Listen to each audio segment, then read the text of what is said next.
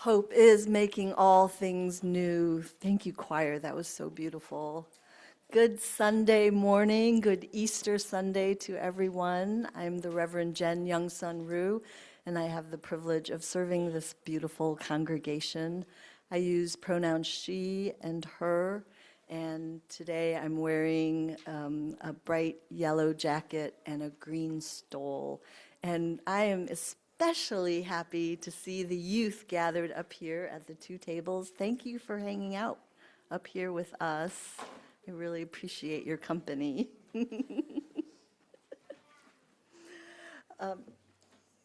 Joe, did you want to introduce the quintet? Oh, I can. Yeah, because I think we've noticed that they're here. Surprise! It's Easter. Well, I would love to introduce our quintet here. We'll start, I guess, we'll go top down, or maybe I'll just do it in order because they're seated in a different order. So on the far side here on trumpet, Sean Snow. We each get applause. On the bass trombone, Dakota Zitherkoff? Dakota Zitherkoff.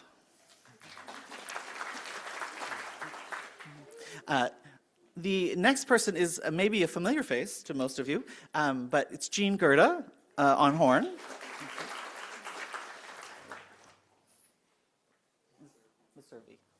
And on trombone, tenor trombone, Eli Maservi. And then, of course, Joe.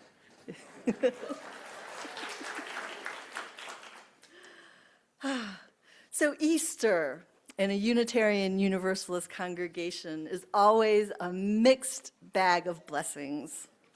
We honor the Jewish season of Passover, the Christian celebration of Easter resurrection, and the many, many earth-centered rites of spring.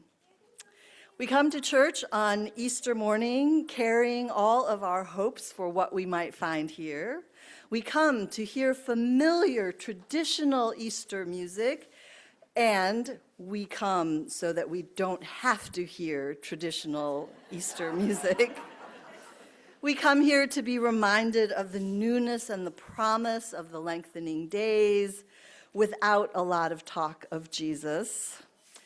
And we come here to be reminded of Jesus and his wonderful teachings without a lot of talk of spring or pagan symbols or the lengthening days. We come to be reminded that in this great, big, beautiful universe, with all of its tragedies and all of its sorrows, the tides of life are still flowing, fresh and free. We come to be swept up in that flow, this flow of amazing grace, the gifts of this abundant, extraordinary life. Now, Unitarians and Universalists have always observed Easter from the very beginning. In our earlier generations, they often argued about all the supernatural events described in the Bible about Jesus, about his life and his death. They preached that the resurrection, these are the early Unitarians and Universalists, they preached that resurrection is not a rising again, but it's a rising up, that life is and should be an advancement of the present. One of the Unitarian ministers said, a higher life of the soul. And so Easter, for many, many generations of Unitarians and Universalists, was a time to bring forth the message of our ability to be better. Better humans, better family members, better neighbors, better citizens of the world. So I'm wondering about the kids here. Are you wanting to be better at something? Are you trying to be better at something? What are you trying to be better at? Everything. Can you? Okay.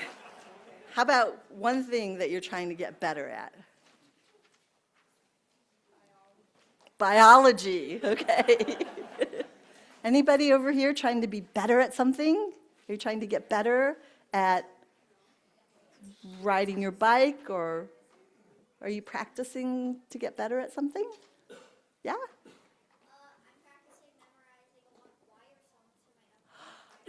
You're trying to get better at being a choir member by memorizing your lines, right? Memorizing songs. Yeah. You're trying to get better at piano? Oh, wow. That's great. I hope you keep practicing. Thank you. You're practicing for school. Yes. Good, good. Well, over time of our tradition, we paid attention to a lot of the biblical images. We paid attention to a lot of earth-centered and humanist themes. And so sometimes you end up going into a Unitarian Universalist congregation on Easter Sunday, and you're never quite sure what's going to happen. But one thing you can be sure of is that there will be an Easter egg hunt, and everything will be centered around love. And it will always be a message of hope, for there is an abundance of hope in this world. For the youth, though, I think it's really important for all of you to know what the Easter tradition is in the Bible, the Easter story in the Bible, because like it or not, the Christian stories are part of our society. They're part of our culture, right? So, what do you know about Easter? You know something about Easter, about the Easter in the Bible. It's about Jesus. Yes. Jesus lived, and then he was killed. Yes. And then some Christians believe that on the third day that he rose and was resurrected. Unitarian Universalists don't know what happened. It's a mystery of what happened, and we kind of liked that mystery. We may not know what exactly happened on Easter morning, but what we all collectively know as humans is we know what it's like to love someone very, very much, and upon their death to find that the whole world has changed. In last week's weekly newsletter that we send to you by email, we asked you to respond to this one question, and that is, what brings you hope? And several of you answered.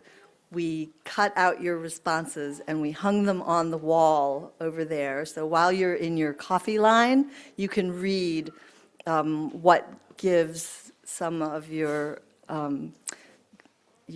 fellow congregants, what gives them hope. Because sometimes it is hard to come up with the thing that's keeping you buoyed and above ground these days. We received a lot of very thoughtful responses, and you know what? They're not predictions about the future. That's not what hope is. They were all reflections of what already exists today, what already is evident around them, the signs of abundant life and great, great reasons for hope. So if you need a small lift this morning, definitely go over there. I had pulled out a couple of my favorites.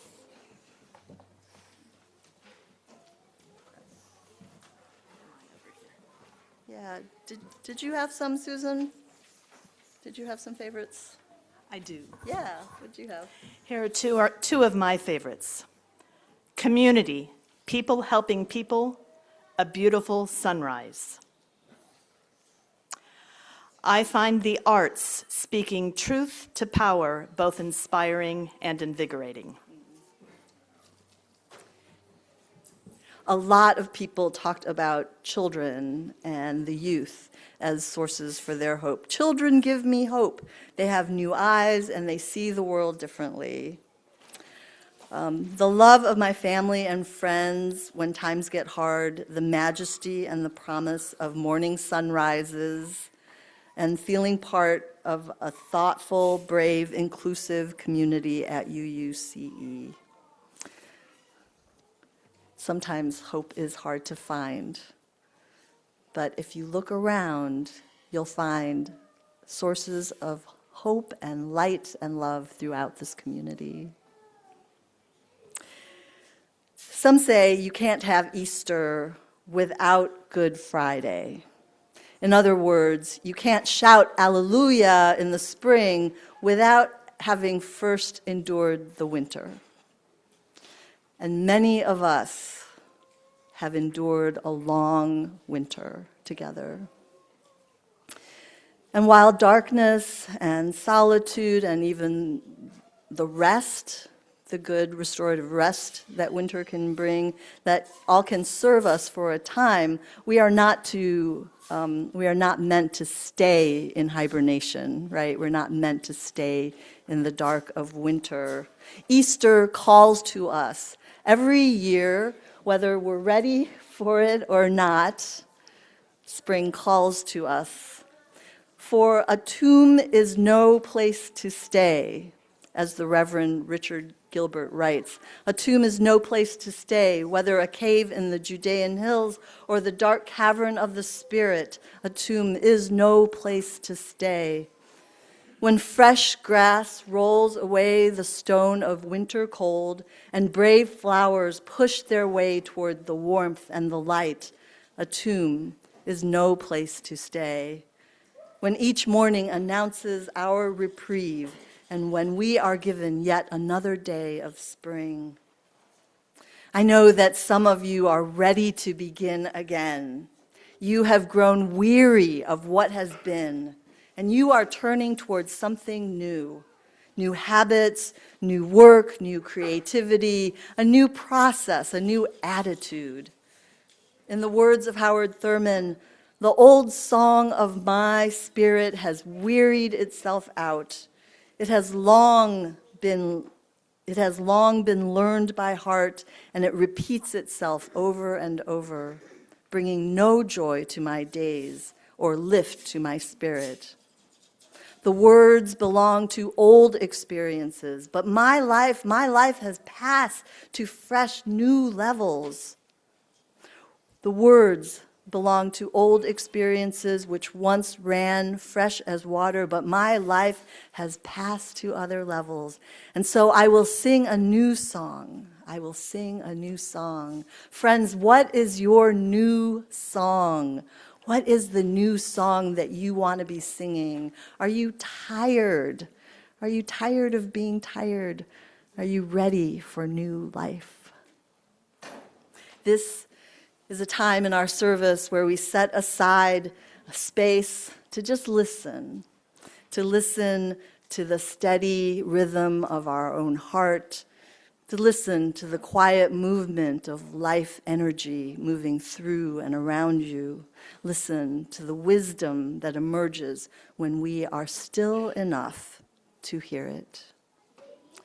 We have 3 Joys and Sorrows stations. One is over here by the sound booth, and 2 are along the south wall. There you'll find a bowl of fresh water and some stones. You can hold the stones and put a prayer or a sorrow or a wish into that stone and then set it in the water. You'll also find some cards over there. You can write out a prayer request or just express whatever joy or sorrow that you've been holding in your hearts all week.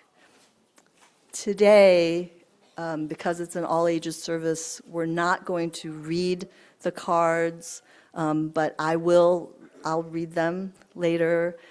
Zoom friends, you can write it into the chat, and the pastoral care team will read through those as well. And as you feel called, you can move to one of these stations.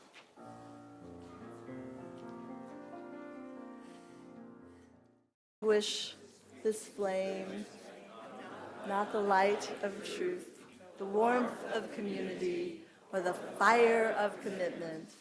These we carry in our hearts until we are together again. My friends, this whole season is open to your imagination.